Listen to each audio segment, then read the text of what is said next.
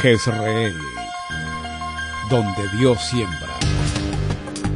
Nuestro propósito es compartir las verdades de la palabra de Dios, que han demostrado ser vigentes y relevantes para transformar las vidas de todos aquellos que ponen su confianza en Cristo Jesús. Bienvenidos a la prédica de hoy. Segunda de Samuel capítulo 23. Vamos a comenzar a establecer lo que será esta serie de temas que vamos a estar desarrollando. Segunda de Samuel 23. Si usted abre su Biblia, en Segunda de Samuel 23, es una de esas historias especiales que tiene la Biblia. Comienza diciendo: estas son las palabras postreras de David. Estas son las palabras postreras de David. No es que David esté boqueando en ese momento y le cogieron las últimas palabras que no se le entendía muy bien porque ya era el último suspiro, sino que en los últimos tiempos de su vida, recuerde que David, de alguna manera, como debería hacerlo, programó ese último tiempo de su vida. Recuerden también que los soldados, en algún momento en una batalla, cuando vieron que David ya no respondía con la misma agilidad, que ya David no tenía la misma destreza que cuando joven o cuando mayor, ya siendo un hombre adulto de edad avanzada, le dijeron que él nunca más volviera a la guerra, que él se dedicara a los asuntos de Estado como rey y que ellos se encargarían de dar las victorias en las batallas a nombre de suyo, a nombre de David. Entonces ya David estaba ocupando más un cargo de tipo de dirección que de acción. Sus grandes guerreros siempre fueron los que en las finales de sus días fueron a dar batalla. Pero estando ya David en esos últimos tiempos, empezó a consolidar las lecciones más importantes y pues obviamente hacer los reconocimientos debidos. Eso también es propio de la vida. Ojalá que pudiésemos siempre hacerlo mientras la gente está viva. Los homenajes póstumos de poco sirven para aquellos que se esforzaron. Ahora, no es que necesitemos un reconocimiento antes de morir, pero siempre es bueno decirle a la gente, cuando tiempo tenemos para hacerlo, lo que significaron, lo que implicó su esfuerzo, lo que trajo como consecuencia su tarea. Eso es bueno hacerlo. Este capítulo tiene que ver con eso, el último momento de David y un reconocimiento especial para aquellos que fueron sus compañeros de faenas, de victorias, de grandes realizaciones de Dios. Muy bien, el capítulo 1, entonces, versículo 1, se dan tres nombres, básicamente cuatro nombres, tres nombres y una descripción de quién era, de David. David era el hijo de Isaí. Y pues obviamente es mencionado allí esa partecita, porque ¿quién era Isaí? El papá de David. Conclusión obvia, ¿cierto? David tenía un papá que amaba a Isaí. ¿Isaí quién fue para Israel? Un desconocido. Es conocido porque fue el papá de David. Si nos remontamos a la historia un poco de Isaí, pues Isaí era un campesino, un hombre de campo, un hombre que tenía sus terrenos, y en sus terrenos normalmente lo que manejaba él era ovejas. Cuando el profeta Daniel fue a buscar el nuevo rey que Dios había levantado para Israel, lo fue a buscar a la casa de Isaí. No porque Isaí fuera un hombre de estado y porque fuera el delfín el que iba a ocupar el cargo, no, Isaí era un desconocido. Obviamente sus hijos, con más razón, eran desconocidos. Los mayores estaban al servicio militar en el ejército de Israel y obviamente los menores estarían en su casa. En el caso de David específicamente estaba como un joven, muy joven todavía, sirviendo en el campo con las ovejas. Así que cuando dice hijo de Isaí, lo único que nos trae a memoria es que es un hijo de un campesino, de un hombre común y corriente, porque a veces nosotros pensamos que la gente nace importante. En alguna oportunidad alguien fue a un pueblo que sabía que de allí habían salido personas importantes y le preguntó a uno de los habitantes del pueblo, le dijo: bueno, ¿y qué gente importante ha nacido aquí? Y él le dijo que ninguna gente nace importante. Se hacen importantes en la vida. Nadie nace marcado para, sino uno se hace en el camino, de acuerdo a las decisiones que tome, se hace importante para lo bueno o para lo malo. O muchos, como muchas veces sucede, pasan desapercibidos en esta vida. En el caso de David, nace como un hombre sin mayor importancia, pero en la medida en que van pasando los años y las decisiones que va tomando, David se hace un hombre muy importante. pero su inicio es un inicio muy sencillo, un hijo de campesino. Pero luego dijo aquel varón que fue levantado en alto. Entonces, siendo de un estrato humilde, viniendo de una baja cuna, David llegó a ser un hombre levantado en alto. Entonces, como a veces la canción dice, no importa dónde naces, sino dónde, ni a dónde mueres, sino es lo que haces. En el caso de David no importaba que hubiese nacido ahí en la ciudad de Belén y obviamente de una familia humilde, de un padre desconocido, sino qué llegó a ser y cómo terminó. ¿Dónde terminó David? En lo más alto que un hombre pudiese aspirar en el caso específico de Israel. Ustedes saben que uno de los lugares que se visitan en peregrinación y que obviamente para Israel es muy importante y por eso hacemos la visita correspondiente es la tumba de David. Porque es una tumba que de alguna manera para los judíos representa un hombre humilde que llegó a ser uno de los más grandes, si no el más grande rey de Israel. ¿Está bien? Ese es un lugar a visitar, a conocer. Pero lo que nos muestra aquí es que terminó muy bien. No importa dónde comience usted, lo importante es cómo termine usted. Alguna vez le escuché a uno de los discípulos, Breiner se llama él, que me dijo que efectivamente en la vida uno no es responsable de nacer pobre, pero sí de morir así, ¿cierto? Uno sí es responsable de que muera pobre, y hablo pobre no solamente en lo material, sino muchas veces sin haber hecho de su vida algo significativo, y efectivamente esa es la responsabilidad que tenemos, y nunca nuestro pasado, nuestros ancestros, el ambiente del cual venimos, puede ser usado como excusa. Nada de lo que haya sucedido en el pasado debe ser una excusa. Si fue duro, si fue difícil, si fue en desventaja, por el contrario, debe ser un aliciente. Porque aquellos normalmente que en la vida tienen poco ánimo, normalmente justifican todo su fracaso a la luz de lo que ellos en el pasado vivieron, tuvieron, sufrieron. Y la verdad es que hay mucha gente que por eso precisamente se volvieron importantes, porque hicieron de esas situaciones a veces complejas y difíciles la razón para levantarse en alto. Así que todavía nos queda al menos este día, y si Dios nos da meses y años en el futuro, tenemos todavía la responsabilidad de morir siendo levantados en alto.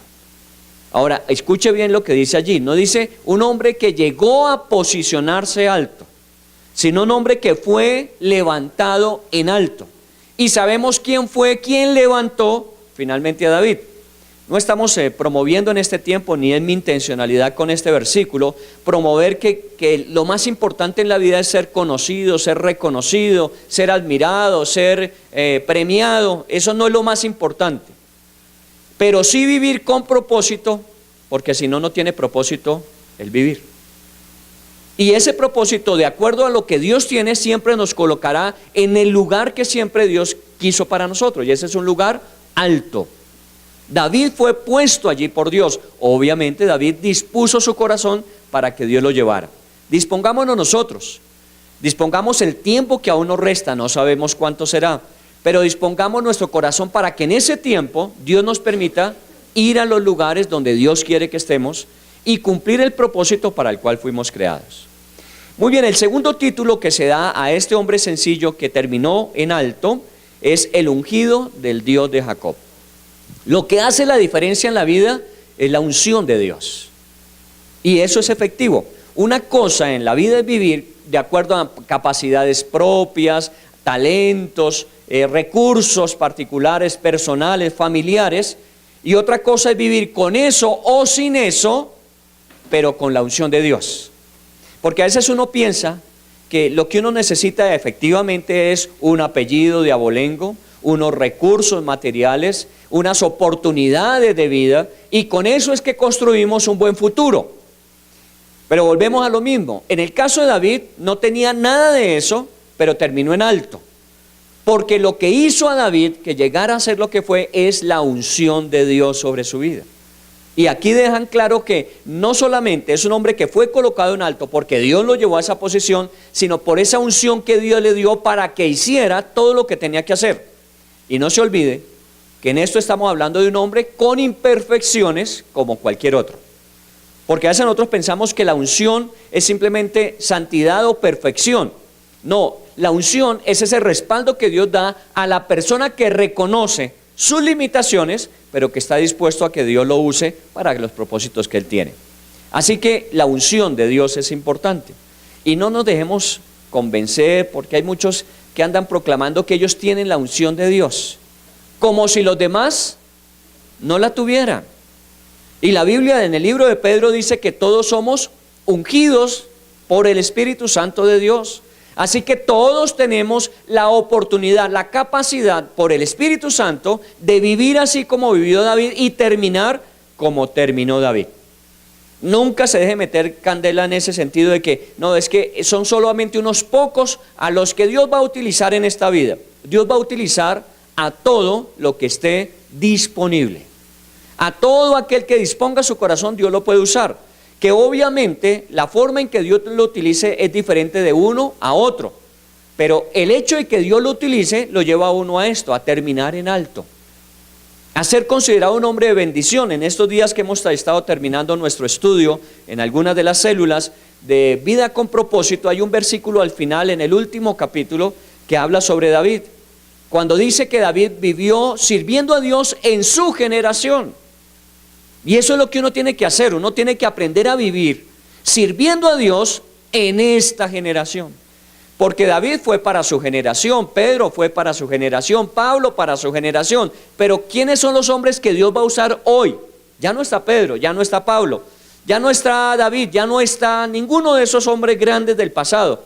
Los que están son los que Dios hoy ha ungido y los pone en alto. Así que en ese sentido usted es una persona llamada a eso. Y el tema que vamos a estar desarrollando en este tiempo es eso. Venimos con descanso de nuestro tiempo de Semana Santa, venimos renovados, venimos con un ímpetu, ha acabado el primer trimestre, empezamos el segundo, estamos para terminar, cerrar durante este trimestre, el primer semestre de este año, así que tiene que ser de la mejor forma posible. No podemos venir y esperar, bueno, ahora que vengan vacaciones para volver a descansar, sino ahora que venimos renovados a dar lo mejor de nosotros dentro de ese propósito de Dios.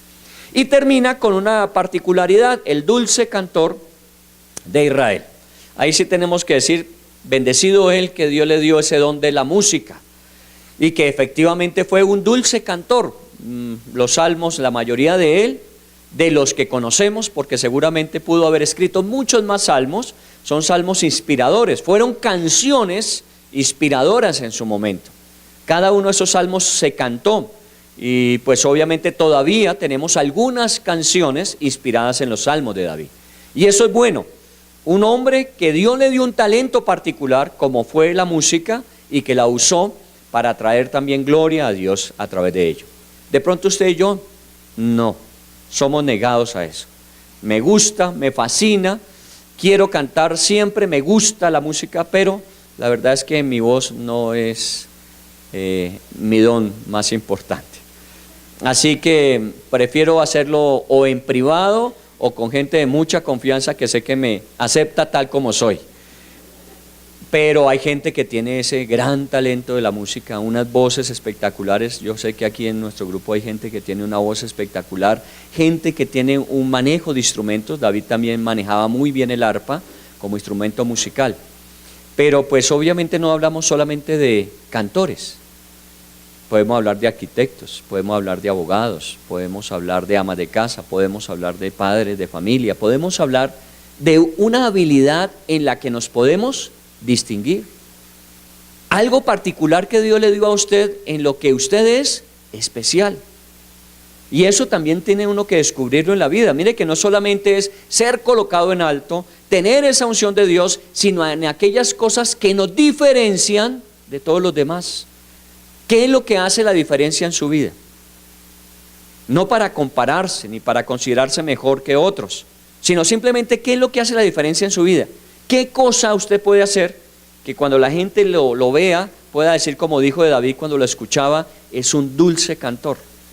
¿Dónde está la dulzura de eso que Dios le dio para que usted en la vida hiciera? Eso es algo que, si no lo ha descubierto, siga buscándolo, porque tiene que estar a veces muy en el fondo, pero ahí debe estar. Siga buscándolo, no se dé por vencido, por vencida. Muy bien, toda esa introducción del versículo 1, porque ese no es el estudio, es solamente para meternos en lo que estamos hablando. David está muriendo, un hombre que obviamente sabemos el reconocimiento que Dios le da, un hombre conforme a su corazón. Tendríamos que decir mucho más, pero solamente por ahora mencionamos el versículo 1 para hablar de un gran hombre, pero no fue el único. Dios ha levantado muchos grandes hombres siempre. Y normalmente cuando hablamos de un gran hombre, seguramente a su lado tiene que haber muchos tanto o mejor que él mismo. Porque yo pienso que un Urías, ¿se acuerda de Urías? El esposo de Betsabé, quien debió haber odiado a David, ¿o no? Le quita a la mujer y fuera de eso lo manda a matar. No debió haberlo odiado. Por mucho tiempo no le dio tiempo. Mejor dicho, nunca supo. Pero, ¿quién era Urías comparado con David? Yo pienso que es uno de esos grandes hombres que seguramente David tiene que quitarse el sombrero en el cielo y reconocerlo, ¿o no? De pronto Urías no lo supo acá, pero en el cielo seguramente lo van a contar. Porque cuando David, habiendo embarrado su vida con la esposa de Urías, lo mandó a que se acostara con su mujer cuando estaban en plena batalla, para que efectivamente le echaran el cuento al otro, ¿no? Y Urías no lo hizo. ¿Cómo va a ir él a estar con su mujer cuando sus compañeros de milicia están dando la batalla en el campo? Él no se puede dar el lujo de venir a tomar vacaciones.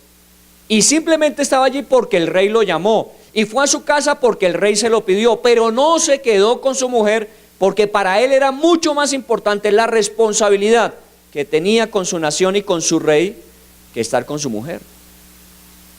Y cuando no lo hizo, entonces ¿qué hizo David? Una cartica para que lo pusieran al frente de la batalla y lo dejaran solo cuando arreciara la guerra para que lo mataran. Y lo más triste es que lo usó a él mismo de correo. ¿Qué tal? O sea, estamos hablando de un gran hombre, pero créame que no es el único gran hombre. Hay muchos grandes hombres y pienso a veces que hay hombres que nunca les hemos dado el reconocimiento que merecieran.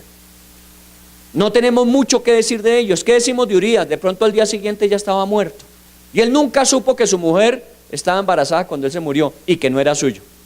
Bueno, es una historia que le pasa a muchos, pero digamos que en el caso específico de la Biblia, nosotros lo sabemos. Fue vox populi. Increíble. Dios levanta grandes hombres, no unos, sino Dios levanta muchos grandes hombres. Y nunca deje que su vida se conforme con hay otros que son mejores. Porque Dios puede levantarle a usted y hacerle un hombre, como dijo de David, ungido, terminar en alto y con características que le hacen singular en este mundo. Muy bien, ¿quiénes son esos hombres? Capítulo 1, versículo 8. Le voy a dejar para que siga usted leyendo del 2 hasta el 7 y nos metemos al 8 de ese mismo capítulo. Estos son los nombres de los valientes que tuvo David. Entonces aquí es donde estamos recalcando que no fue un solo gran hombre, fue uno gran hombre, pero junto de él habían muchos grandes hombres. ¿Y cuántos son mencionados al menos en este pasaje? Que no lo vamos a leer todo, fueron mencionados cerca de 333. ¿Por qué ese número? Vaya usted a saber, pero habían 300 y de esos 330 y de esos 30, 3 grandes importantes. Era como David teniendo un ejército que estaba conformado de esa manera. 3 grandes generales, seguramente 30 grandes capitanes y un ejército de 300 hombres, 333. Bueno, el número 3 es el número de Dios. 3 veces el número 3 tendría que ser gente de Dios a un alto nivel. Por eso lo llaman los valientes de David. Hombres que seguramente fueron la plataforma de todo ese éxito que Dios le dio y que pudo disfrutar. Habían muchos más hombres. Veamos algunos de ellos. En el 8, estos son los nombres de los valientes que tuvo David. José Basebet, el Tagmonita, principal de los capitanes. ¿Lo había oído mencionar? Bueno, para que no se lo olvide, póngale a un hijo así, Josebet, Basebet, y dele una tractomula que es lo más cerquita a Tagmonita. Pero ese es un personaje que nadie predica sobre él, pero es uno de los grandes hombres de Dios en la época de David. Principal de los capitanes. Entre los capitanes él sobresalía. Este era Adino el esnita, que mató a 800 hombres en una ocasión. Imagínese un hombre con una capacidad para que en un momento de confrontación haya matado él 800 enemigos. Bueno, hoy no sería difícil, le pone un taco de dinamita y se vuela quién sabe cuántos. Pero es que en esa época no existía esa ventaja. El trabajo era cuerpo a cuerpo. Y para matar 800 necesita ser un gran hombre de guerra. Y pues obviamente era un valiente, era un hombre guerrero. Para Israel no fue fácil, siempre ha estado rodeado de enemigos, así que para ellos la sobrevivencia es un asunto fundamental.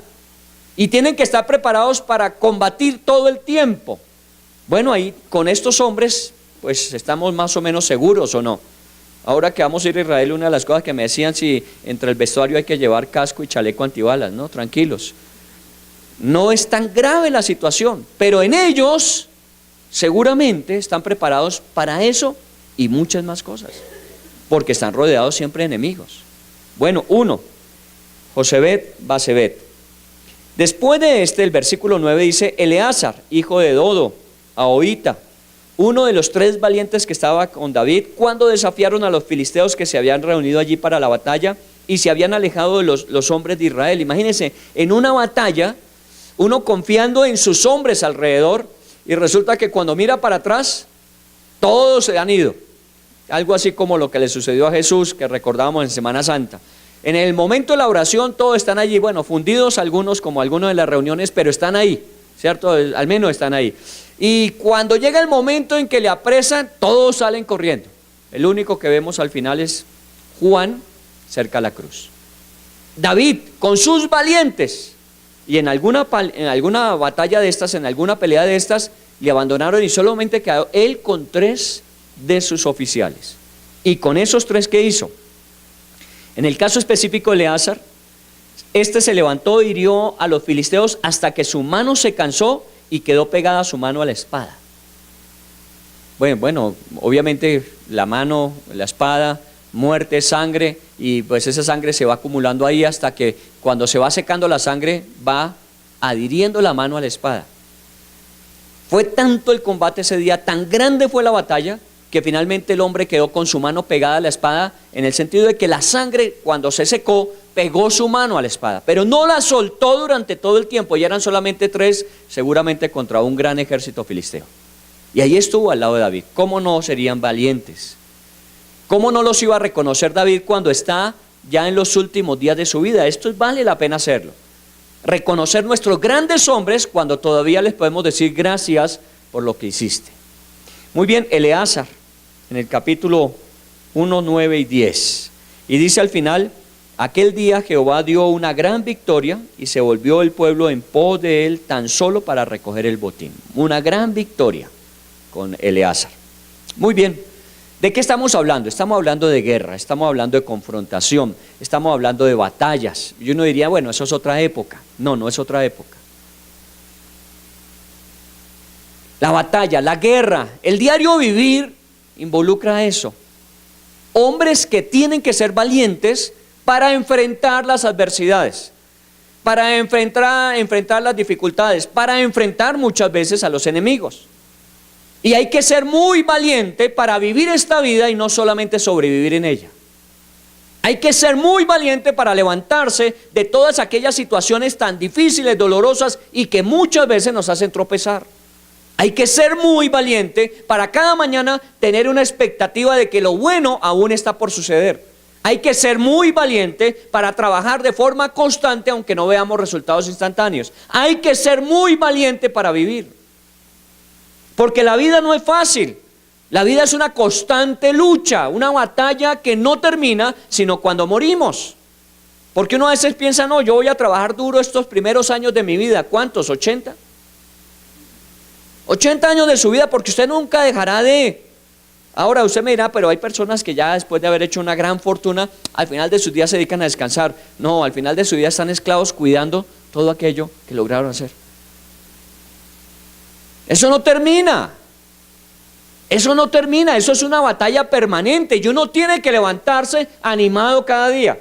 Una de las cosas que más le pido a Dios, y lo sabe usted porque muchas veces se lo he dicho, temperamentalmente, los días como hoy para mí son espectaculares para quedarme acostado. ¿O no?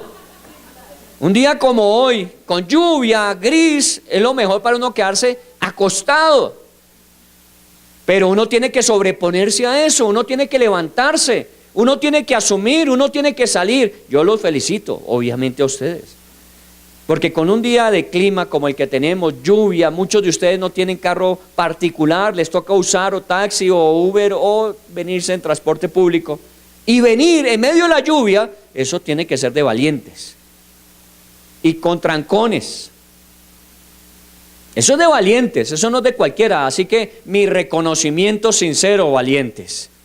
Algunos son más que otros porque vienen de más lejos. Pero todos son unos valientes, no se quedan ahí diciendo, no, hoy llovió, dejémoslo para dentro de 8 días. Ni siquiera piensan para el domingo, sino para dentro de 8 días. Mañana tenemos reunión a las 10, será el mismo tema. Y puede usted venir el domingo si el día sábado está lluvia y usted tiene gripa. Hoy me llamó alguien, tenía una cita a las 4 y me dijo, mire, qué pena, pero mi niña está enferma y no la puedo sacar con este clima. Con toda razón. ¿Puedo ir mañana en la mañana? Pues sí, si hace buen clima, aquí la espero.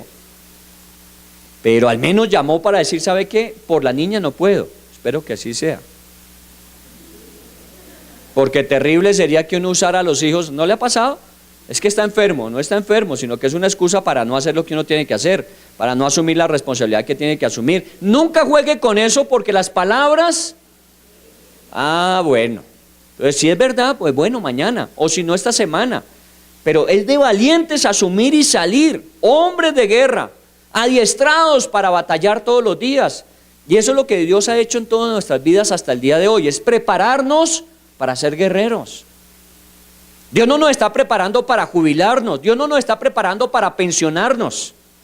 Dios nos está preparando cada día para ser más grandes guerreros hasta el final de nuestras vidas.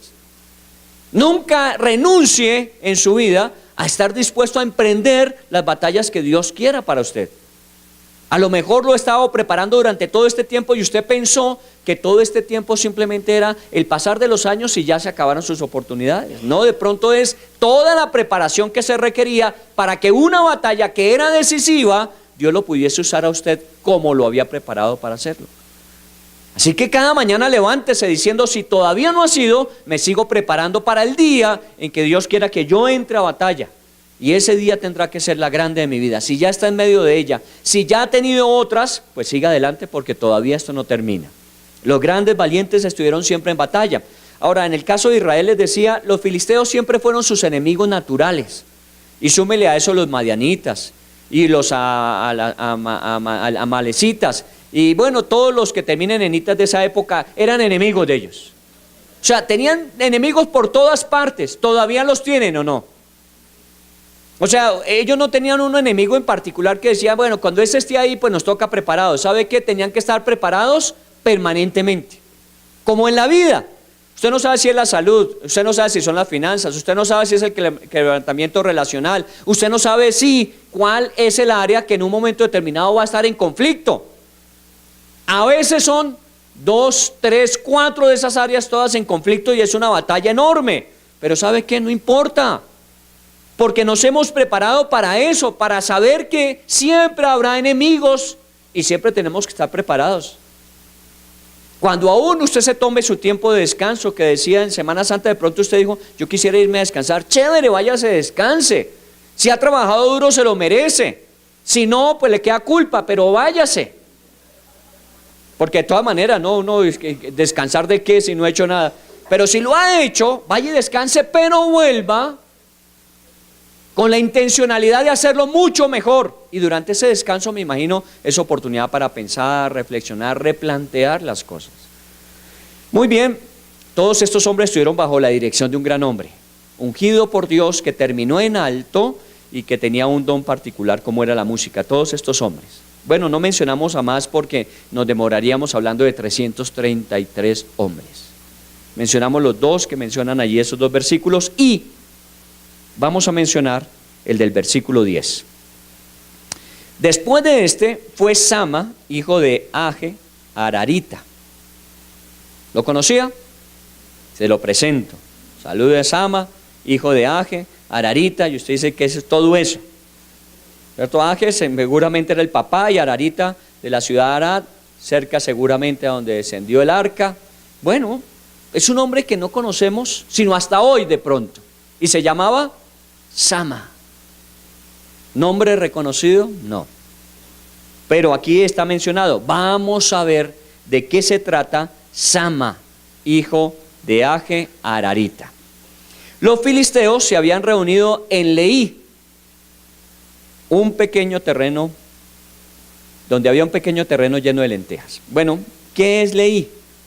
Leí es una ciudad que queda sobre la Cefela. La Cefela es el grupo de montañas que está paralela al Mediterráneo en la tierra de Israel.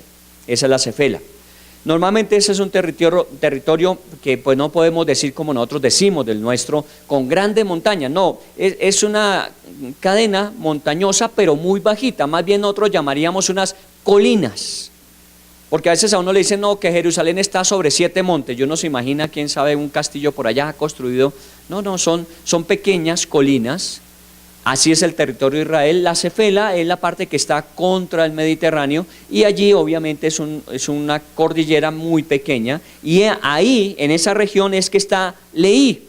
La palabra Leí, la ciudad así se llamaba, algunos dicen que pudo haber sido porque siendo montaña que caía sobre el mar, podían haber unos acantilados que de alguna manera en la forma parecía ser la quijada de un burro. Bueno, tiene uno que tener mucha imaginación para eso.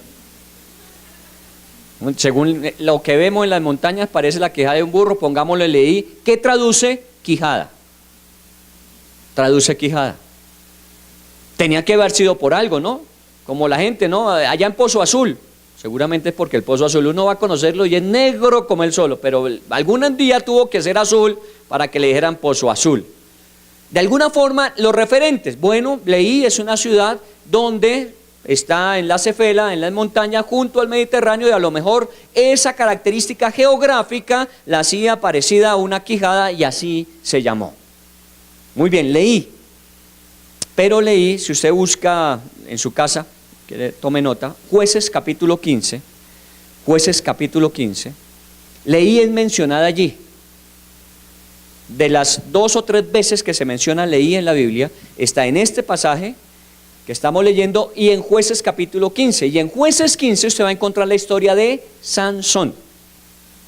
Sansón, uno de los jueces de Israel. Y obviamente allí se cuenta parte de la historia. Se la voy a resumir y me le tiro el cuento de la película, pero no deje de leer el capítulo 15.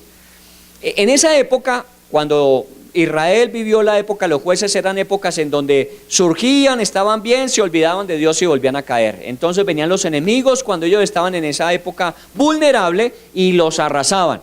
Clamaban a Dios, Dios los volvía a levantar, ellos se volvían a fortalecer, se olvidaban de Dios y volvían. Entonces ese era el ciclo. En esos tiempos donde Dios levantaba a alguien para que lo sacara de su situación compleja, se llamaban jueces. Y en uno de ellos, en el caso específico, se llamaba Sansón en Jueces 15. Sansón, nosotros lo conocemos como el hombre de la fuerza. Lo vimos en nuestra obra de teatro en diciembre, ¿recuerdan? Claro que escogieron el peor personaje para Sansón. Flaco, desgarbado como él solo. Si decían Sansón, uno decía, ese no le parece nada a lo que uno conocía de la historia. Pero lo único que nos permitía identificarlo eran los pelos largos, ¿recuerdan? Porque pues en eso estaba la capacidad de Sansón, en su pelo largo. Por eso algunos son mechudos y otros no tienen nada de fuerza seguramente. Pero no era por eso, era por ese voto nazareno que decía que no se cortaban el cabello. Los que hacían ese voto de consagrados a Dios, separados para Dios, ellos no se cortaban el cabello. Entonces no era porque la fuerza de Sansón estuviese en su cabello, sino por el voto y el compromiso. Me voy a apartar para Dios durante esta época de conflicto en Israel para que Dios me use para liberar. Y ahí estaba el secreto de su fuerza, que era un hombre consagrado a Dios y que Dios lo iba a usar para liberar a Israel. Cuando se dio ante la tentación de Dalila y se cortó el cabello, fue el problema para él, que finalmente lo aprovecharon cuando no tenía la fuerza, lo amarraron, le sacaron los ojos y se burlaron de él en los últimos días de su vida. ¿Recuerda? Pero hablemos del momento cumbre en la vida de Sansón. Muchas cosas hizo, muchas cosas que ayudaron a que Israel se quitara el yugo de sus enemigos durante esos años. Pero en particular, en Leí, Jueces 15, había 3,000 soldados con con Sansón, 3,000 soldados de Israel, 3,000. Y más o menos pudo haber unos 1,000 o un poco más de filisteos. Y la historia dice en ese capítulo que cuando los soldados estos de Sansón vieron a los filisteos, les volvió el pánico de siempre, porque uno a veces vive con unos miedos heredados, y les dio pánico. Eran 3,000, posiblemente superaban mínimo en 2 veces el ejército que venía contra ellos. Pero ese día se asustaron, se paniquearon y dejaron solo a Sansón. ¿Qué hizo Sansón? Cuando se vio solo, dijo, pues tengo que enfrentarlos, o me matan o mato hasta donde alcance. Y entonces, como no estaba muy preparado, parece ser, para la guerra, no llevaba sus armas, buscó qué había por ahí cerca, y ¿sabe qué se encontró? Un asno, un burro, que seguramente había recientemente muerto. ¿Y le cogió qué? La quijada. Quijada. Pero es que Leí significaba quijada. O puede ser porque la cordillera reflejaba algo de esta quijada. Seguramente había muchos burros, si había uno muerto ahí, pues posiblemente habían muchos, entonces la recordaban, la quijada. O porque en ese día Sansón usó lo único que encontró a la mano, una quijada de burro, suficientemente dura para matar 1,000 filisteos ese día con la quijada de burro. Sansón, para que usted piense que a veces uno dice, no, si yo tuviera un cañón, no necesita un cañón, necesita un burro muerto. No, eso es todo lo que uno necesita, un burro muerto que me preste su quijada, y arrancamos con esa. Y con esa destruyó 1,000 filisteos y no pudieron con Sansón ese día. Eso es Jueces 15. Quijada. Entonces, volvamos a ubicarnos otra vez en nuestro capítulo, en el versículo 10. Estábamos hablando de Leí, porque ahí vivía Sama. Entonces, si esa Leí es la de Jueces 15, es una ciudad que recordará una gran hazaña de un hombre que con una quijada pudo matar a 1,000 filisteos. Y eso es bueno saberlo. Por eso sigamos orando para que vuelvan a instaurar la clase de historia en nuestros colegios. Es fundamental que conozcamos la historia y los héroes de nuestra historia, porque el pueblo que no conoce su historia está destinado a desaparecer. Es bueno conocer su historia, es bueno conocer lo que ha sucedido y aquellos que nos han precedido y lo valientes que han sido.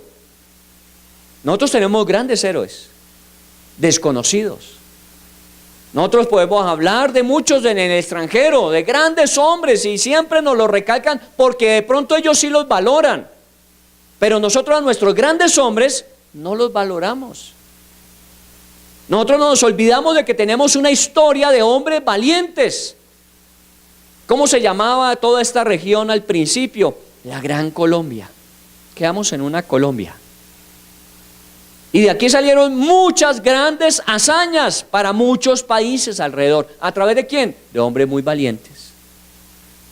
Nosotros desconocemos esa historia, vale la pena. Credencial sacó el año pasado toda una serie de artículos sobre la historia de Colombia, esos personajes desconocidos. Y ya lo consolidó en un libro, y obviamente este año ya la están promocionando. Si usted puede adquirirlo, adquiéralo. Y léalo, y conozca la historia de nuestra nación. Porque de pronto nos resulta que hay otra Leí ahí. Una ciudad pequeña, desconocida para la mayoría, pero que tenía historia de hombres valientes con grandes hazañas.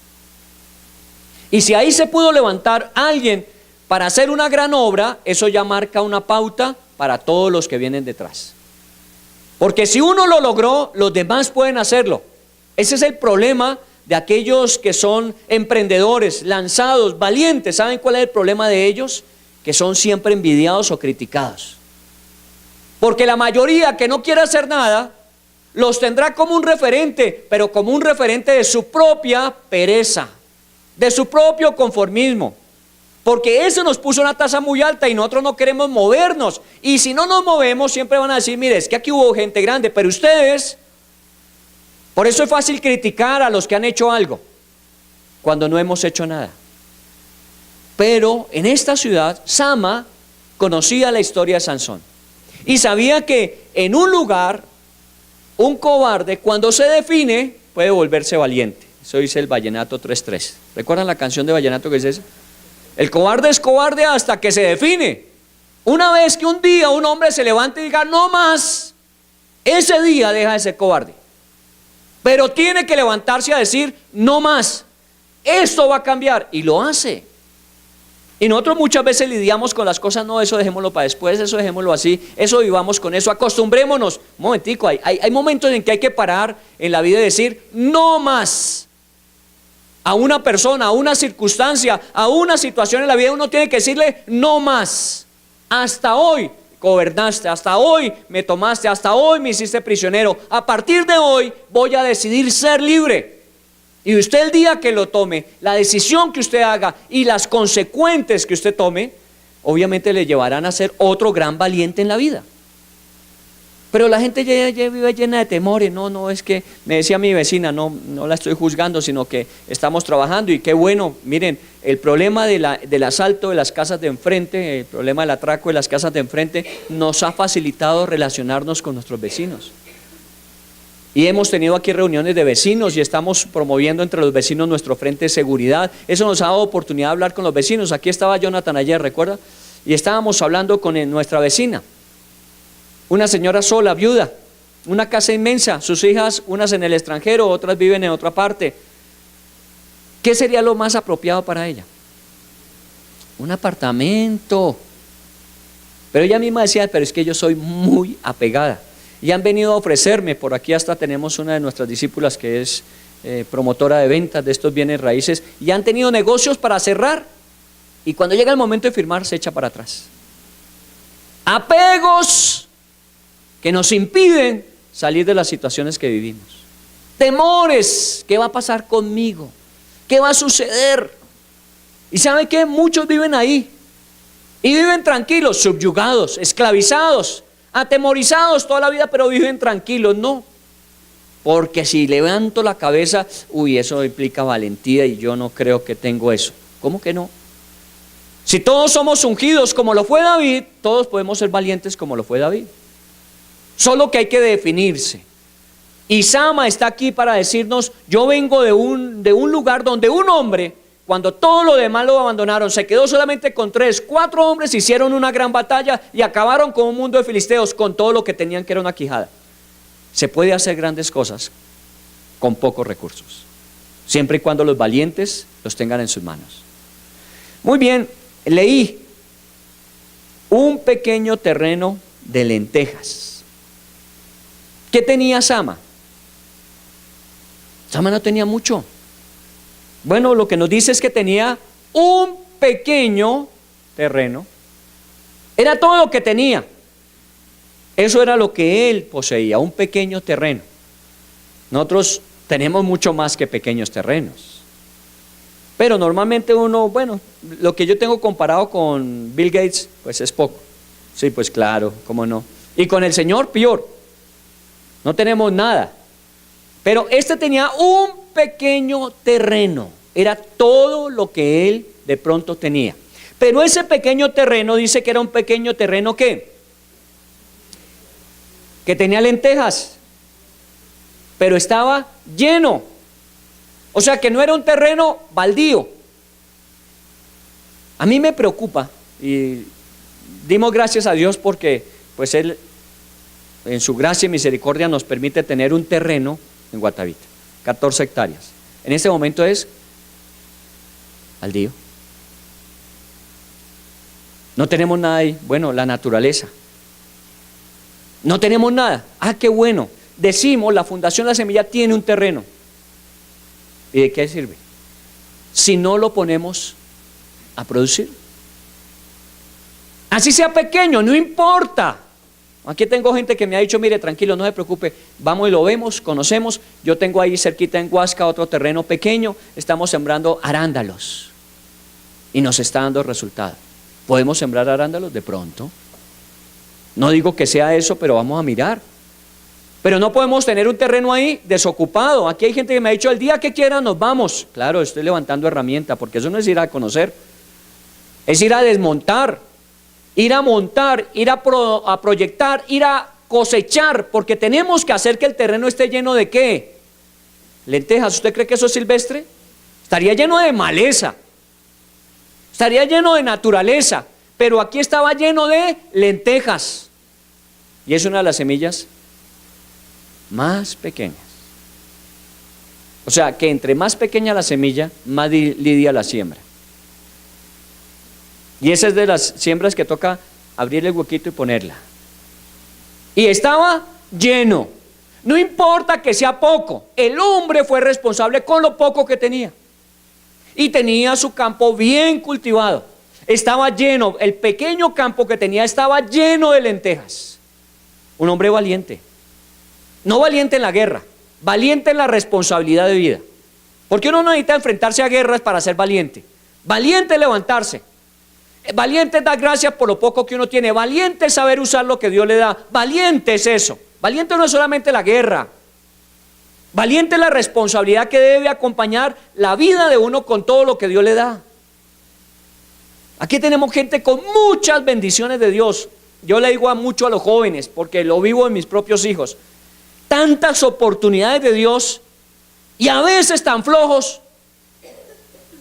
A veces le provoca a uno cogerlos y volverlos a soltar porque no son de uno. Oh, no. Pero a veces provoca porque todas las oportunidades, muchas veces los padres, porque aquí no tenemos los grandes millonarios, sino la gente trabajadora, esforzada, que proyecta vida, que proyecta familia, que le dan a sus hijos lo mejor, sacrificando muchas veces lo que tienen. Y los hijos no lo aprovechan. Los hijos están allí simplemente recibiendo. Cuidemos la cultura de lo que viene en el futuro. Porque si no, la generación que viene y la siguiente, nos van a avergonzar. Porque no querrán luchar por nada. Porque todo lo que les va a interesar es simplemente lo instantáneo y lo placentero. No les va a gustar trabajar y esforzarse y luchar y salir adelante.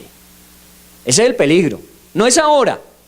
Todavía sobreviven algunos que se esforzaron, pero en 2 o 3 generaciones ya no habrá quien, si no lo hacemos intencionalmente. Entonces por eso a los jóvenes hay que ponerlos contra la pared, a ver, pilas, más de Cristo, menos de aquello. Así era el Congreso, y creo que les fue muy bien en el Congreso a los jóvenes en Semana Santa, y eso hay que hacerlo. Y los papás que de pronto no tomaron decisiones de enviar a sus hijos, pilas, pongan las pilas. No es solamente universidad, no es solamente plata, no es solamente posición, es formación de carácter, haciendo hombres valientes, que sepan valorar lo que tienen y que sepan usarlo en otros. Días pasados me pidió una familia, por favor vaya al colegio, porque me pidieron que mi hija tenía dificultad en el comportamiento y que necesitaba un psicólogo, y entonces yo dije, no, yo voy a una iglesia, ya mi pastor de pronto me ayude, y me puso en esas. Pues no soy psicólogo y que no, que el pastor va. Me tocó ir a hablar con las profesoras y efectivamente una niña de una capacidad, un potencial, un liderazgo, pero desafortunadamente con dificultades como cualquier niño normal, que hay que capitalizar y orientar. Y es una de nuestras niñas pequeñas, tendrá 9 años, con unas ventajas, con unas oportunidades impresionantes, pero que no está capitalizándolas como debiera.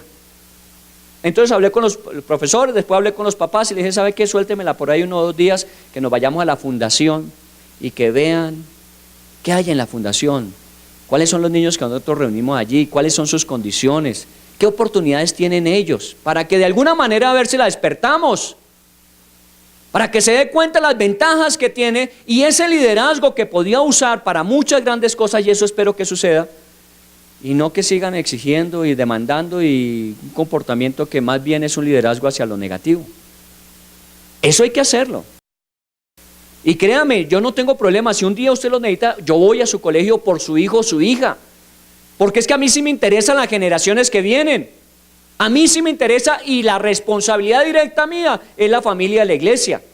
A mí si me dicen del resto de Bogotá, ¿qué hago yo si no tengo influencia en eso? Pero aquí, al menos acá, en la familia de acá, eso quisiera yo. Que los hijos nuestros fueran plataformas de lanzamiento de nuestras vidas y ellos lanzarse lejos a donde Dios los quiere llevar. Pero pilas, por favor. Pongan las pilas, papás, involúcrenlos. La tarea, el trabajo de los profesores del arca no es que no vienen todos los sábados. ¿Por qué? Porque los papás no vienen. Pero los chinos se mueren de ganas de estar en el arca los sábados. Pero los papás no, ellos están viendo el partido, están disfrutando, están descansando, están. Bueno, entonces no nos quejemos dentro de 2 generaciones diciendo ¿y qué pasó? Pues no, simplemente el resultado natural de lo que hicimos. Pilas, los valientes, los que tienen un pequeño campo de lentejas pero lo siembran. No importa lo que usted tenga, haga lo que tiene que hacer con eso, por Dios. Que cuando vengan digan, mire, es pequeño el campo, no vale mucho, pero lo que se ve es que lo trabajó todo el tiempo. Y efectivamente estaba ya en cosecha la lenteja. No está comenzando, está terminando el proceso.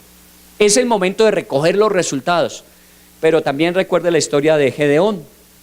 ¿Recuerda la historia de Gedeón? Otro de los jueces.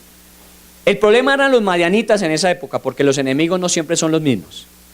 En el caso de Sansón, los filisteos. En el caso de Gedeón, los madianitas. ¿Y sabe qué hacían los madianitas? Bien vivos que eran.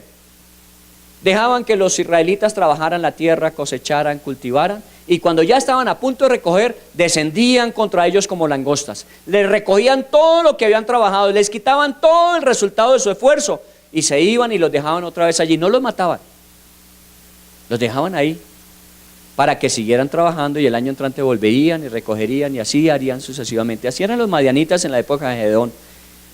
¿Por qué Dios escogió a Gedeón? ¿Recuerda qué le dijo cuando lo llamó Dios a Gedeón? Hombre esforzado y valiente eres. Miró para todos lados, ¿a quién está hablando? Dijo, valiente y esforzado yo. Si soy el más pequeño en mi casa, mi familia es la más pequeña de mi tribu es la más pequeña de Israel, yo esforzado y valiente. Le dijo, sí, al menos usted sigue cultivando cuando todos los demás ya renunciaron de cultivar. Porque claro, ¿quién va a cultivar para que al final le roben todo el trabajo de un año y vienen los otros y se les llevan todo el trabajo, entonces no hagamos nada? Lo que muchos han dicho hoy día. ¿Y para qué forzarse? ¿Y para qué trabajar? ¿Y para qué luchar si finalmente el gobierno con todos los impuestos le quita la mitad y lo demás lo roban los otros? Entonces, ¿para qué forzarse uno? ¿Cómo? ¿Cómo, perdón? ¿Qué está diciendo? Uno tiene que esforzarse porque el carácter de los valientes es esforzado, varón esforzado y valiente. Sabes que los madianitas están a punto de caer, posiblemente los madianitas se van a llevar tu alimento, pero no por eso dejaste de cultivar, eres un hombre esforzado y valiente. Todos los demás son pusilánimes, cobardes, cómodos, que siempre se le viven quejando ante Dios, pero no hacen nada por ellos. En cambio tú te quedaste y tú cultivaste tu tierra y estás preparando para recogerla y ojalá la puedas recoger antes de que lleguen los madianitas. Pero Dios le dijo, no, van a venir. Ah, Señor, otro año. Digo, no, este es la última vez que los vas a ver venir, porque a ti te necesito. Eres esforzado y valiente, es la persona que necesito. De aquí en adelante vamos a sacar corriendo a los madianitas. ¿Recuerda la historia? ¿Con cuántos?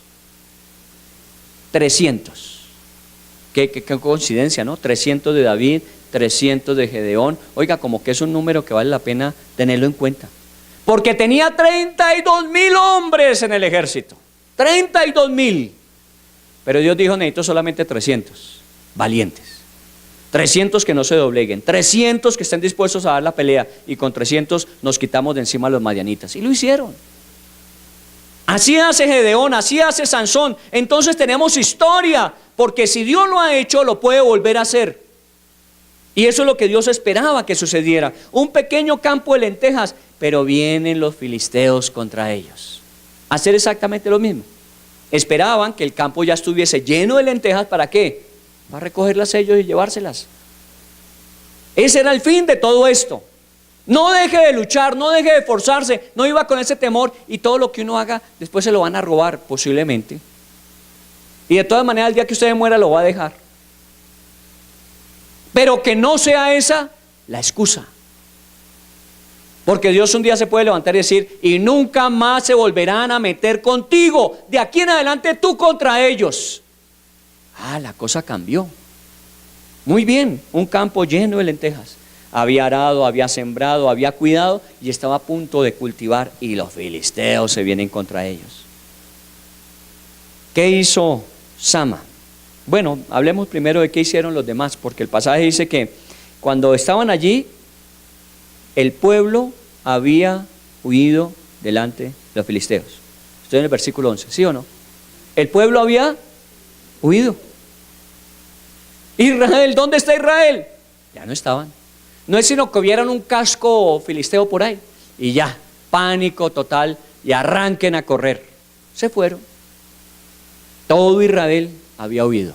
Normalmente la historia de Gedeón dice que ellos tenían cerca la montaña, la Cefela, y entonces allá habían encontrado unas cuevas y allá iban a refugiarse, a esconderse, hasta que los enemigos acabaran con todo lo que ellos habían trabajado, se llevaran todo el fruto de su esfuerzo, y ya cuando se fueran, entonces volvían a bajar. ¿A qué? ¿A recoger despojos? ¿A volver a comenzar en vez de defender lo que tenían? A ver, por Dios, levántense, no se escondan, no vayan a las cuevas, quédense acá. Eso fue palabra que se fue en el viento. El único que estaba ahí era Sama. Sama se quedó, y cuando miró todos los filisteos de frente a él, y él solo con su campo, pequeño campo de lentejas. ¿Y qué hizo? No me voy a ir. No voy a huir. ¿Será esta la última vez que vendrán y me matarán seguramente? ¿O será la primera vez que nunca más ellos vuelvan a tocar mi campo de lentejas? Pero no va a seguir siendo la historia de siempre, huyendo, escondiéndose, llenos de miedo, llenos de temor. Hasta aquí, se acabó. Hoy es el día, como debe ser. Uno en la vida debe ser así, hasta hoy. Esas constantes ambigüedades emocionales en la vida, y a veces me siento tan feliz y a veces tan terrible, a veces tan feliz, a veces tan un momento, párelo, ya no más. No, es que yo trabajo tan duro y tengo tanto, pero soy tan mal administrador y me voy de cabeza y me toca otra vez levantar a trabajar duro y otra vez, no más, párela ahí. No, es que a veces vivimos tan rico en la pareja, pero a veces, momentico, párela, ya no más. Defina un día y diga: hoy es el último día, o me muero en el intento o nunca más se meterán con mi pequeño campo de lentejas. ¿Sabe por qué huyeron de pronto los demás? Porque no valía la pena un pequeño campo. Porque nosotros, si fuera gran cosa, a lo mejor la defendemos, pero un pequeño campo de lentejas, hermano, deje que eso se pierda.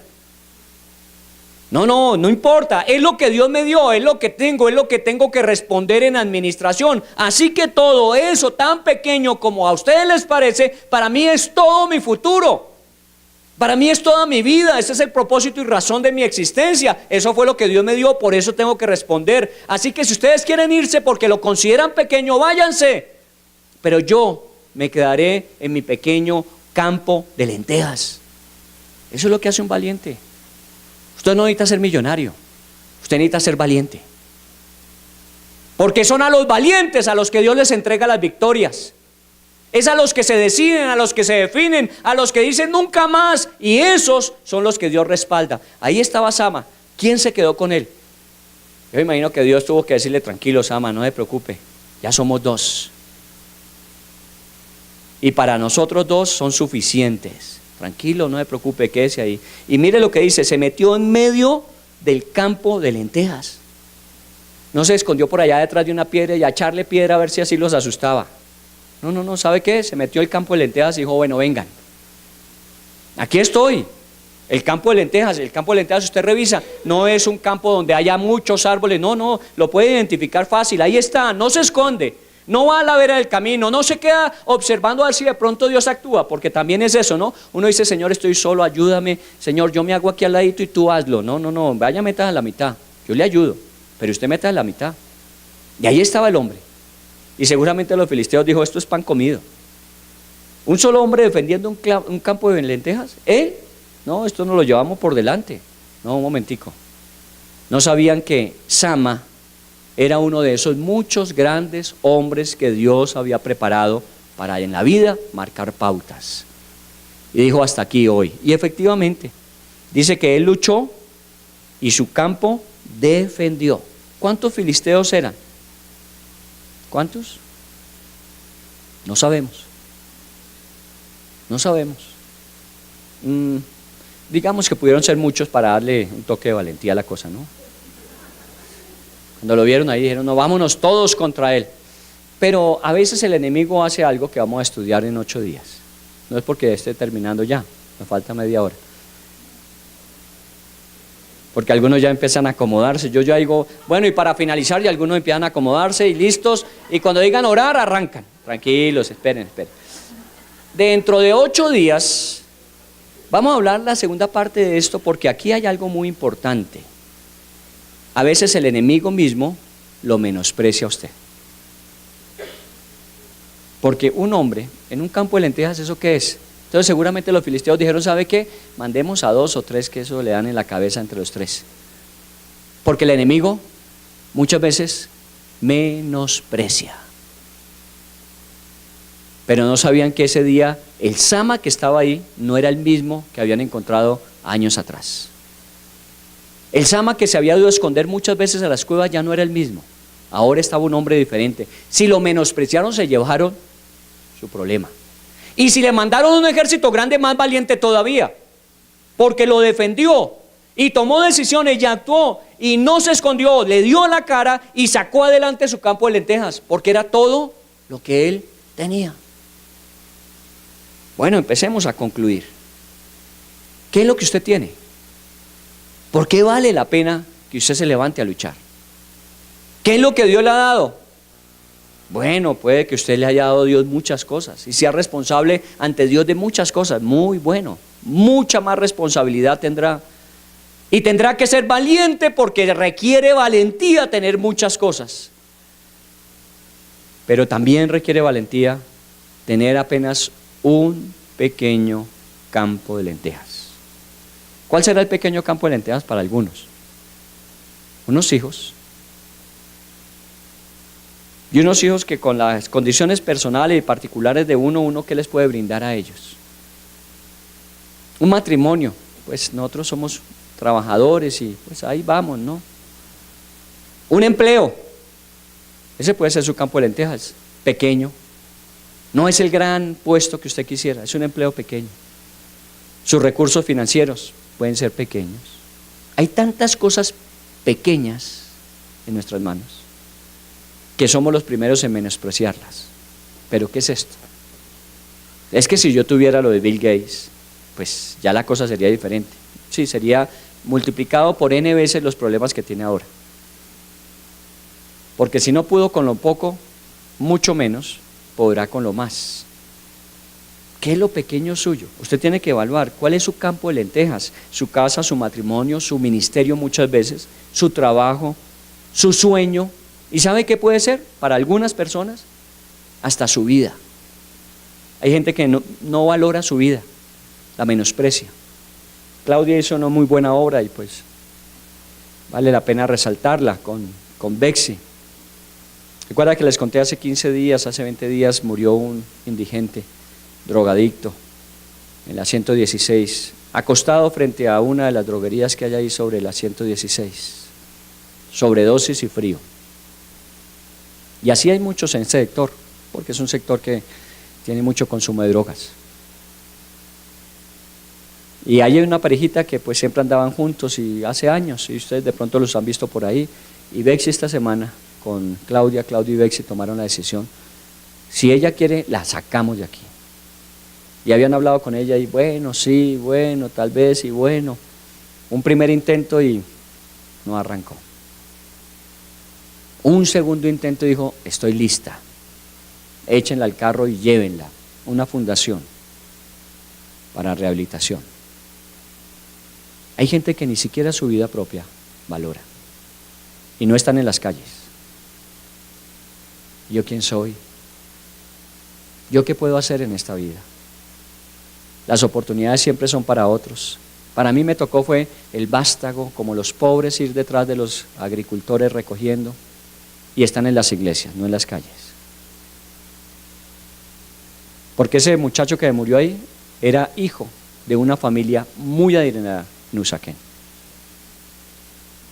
Como muchos cristianos, hijos del Dios de dioses, Rey de reyes, Señor de señores, y viven con lo mínimo. Mínimo esfuerzo, mínima decisión, mínima valentía, siempre menospreciando lo que Dios les da, desaprovechando sus oportunidades cuando Dios dice, a ver, levántese, defiéndalo poco, si quiere que le dé más, pues demuestre que es capaz de solventarlo. Cuando vengan problemas, ¿cómo va a defenderlo más si lo poco lo dejó tirado? A ver, ponga las pilas y seguramente Dios va a levantar a muchos que valoran y no menosprecian lo poco que hoy tienen. Póngalo poco a producir y póngalo a producir al máximo. Es que los impuestos, es que los ladrones, es que el contador. Pues sí, todo el mundo le puede robar, pero no por eso se justifique para no trabajar, para no luchar. Su sueño, de pronto su sueño, mucha gente lo menosprecia.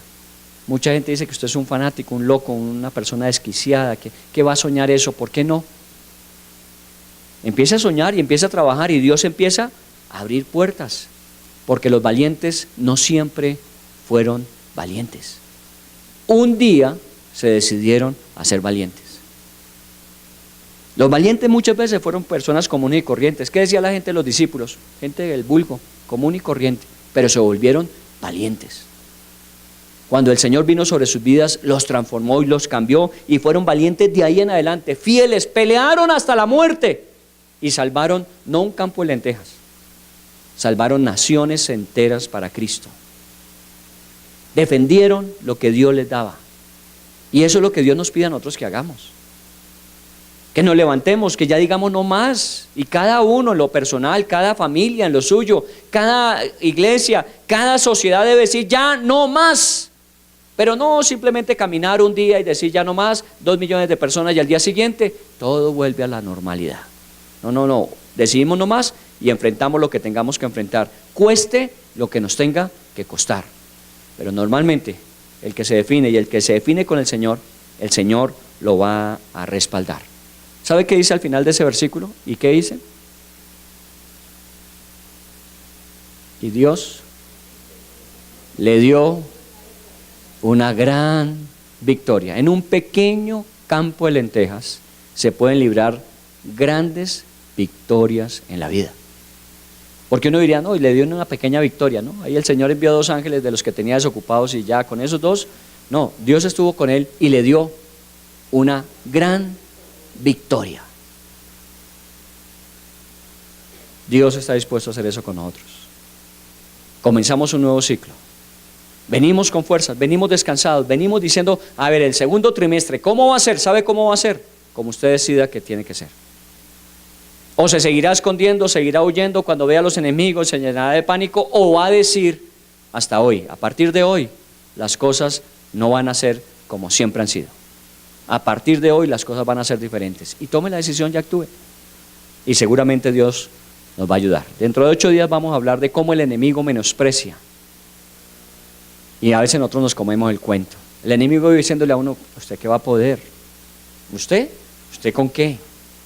Si fuera otra persona, usted con su pasado, y empieza uno a sentirse igual, ¿no? ¿Verdad? Uno qué va a poder. ¿Y yo con qué? Y con todo ese pasado terrible que tengo, ya, le comió carreta al enemigo y dejó de ser un valiente. Dentro de 8 días vamos a hablar de eso. Vamos a orar, vamos a darle gracias a Dios.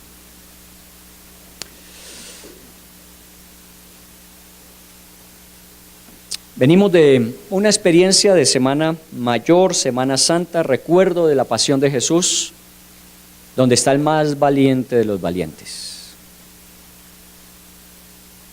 Por eso nos inspiramos para la temática después de Semana Santa, porque allí no murió un cobarde, Allí en la cruz no terminó la vida de un pusilánime.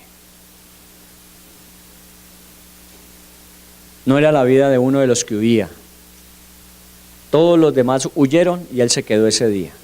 A mí me buscan, aquí estoy. Y aparentemente esa derrota de la cruz se convirtió en la más grande de las victorias, la resurrección. Ya hemos hablado bastante de lo que implicó esos días de Semana Santa, pero partamos de ahí. Un valiente, como ningún otro, se llama Jesús. Jesús fue un valiente. Jesús, dice, se despojó de ser igual a Dios, se hizo hombre como nosotros. Y siendo hombre, estuvo en la condición de siervo de los hombres. Su fortuna no era una gran fortuna. Sus recursos eran apenas los de una familia común y corriente en Nazaret. Su corazón era su preciado tesoro. Sobre toda cosa guardada, guarda tu corazón.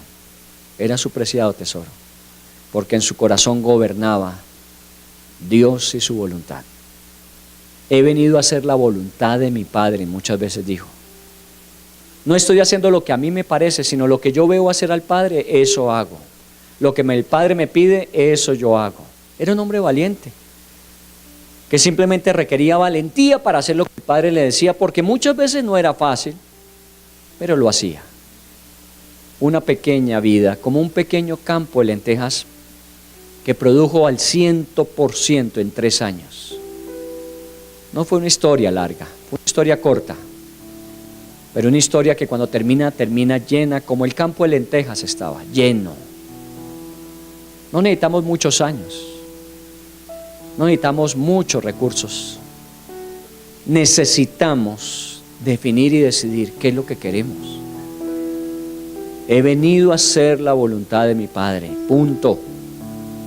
Digan lo que quieran decir, hagan lo que quieran hacer, pero yo he venido a honrar a mi Padre obedeciéndole, hasta la muerte si es necesario, y de cruz si así decide. Y así lo hizo.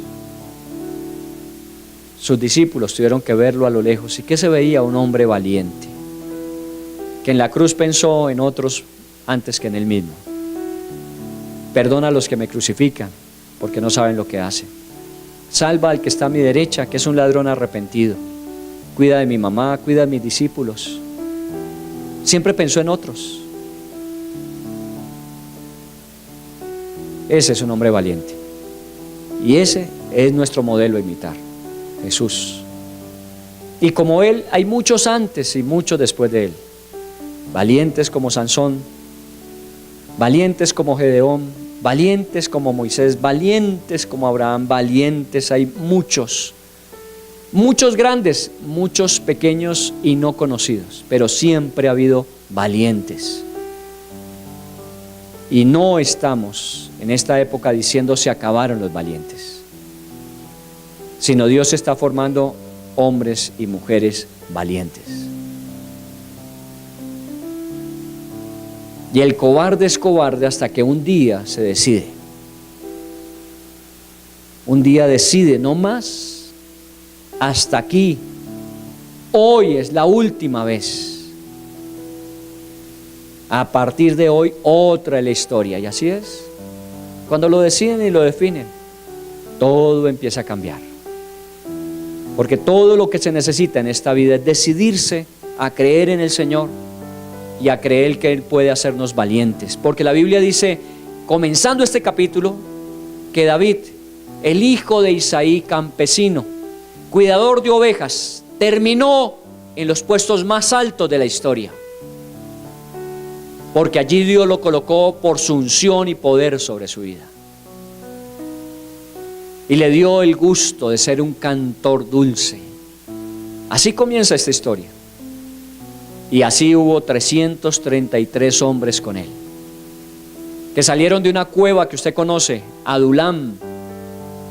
Eran deprimidos, endeudados y afligidos, dice la Biblia, esos 300. Era gente que no daba nada por ellos la sociedad, pero ellos encontraron un valiente que los desafió.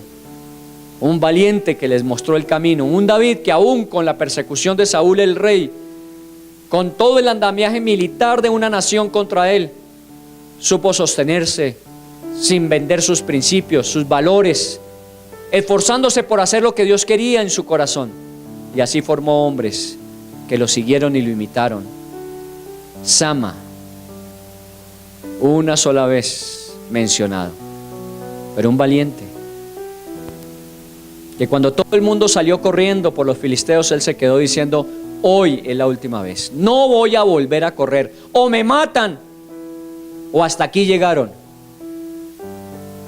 Por un pequeño campo de lentejas, ¿valía la pena que arriesgara su vida por un campo de lentejas? Sí, si eso fue lo que Dios le dio, eso era lo que tenía que defender. Y vale la pena, aún lo pequeño, vale la pena cuando todo se inicia apenas. Nosotros pensamos en las grandes batallas, en los grandes resultados, eso vale la pena. Pero todo eso comienza con defenderlo poco, cuando hay que hacerlo.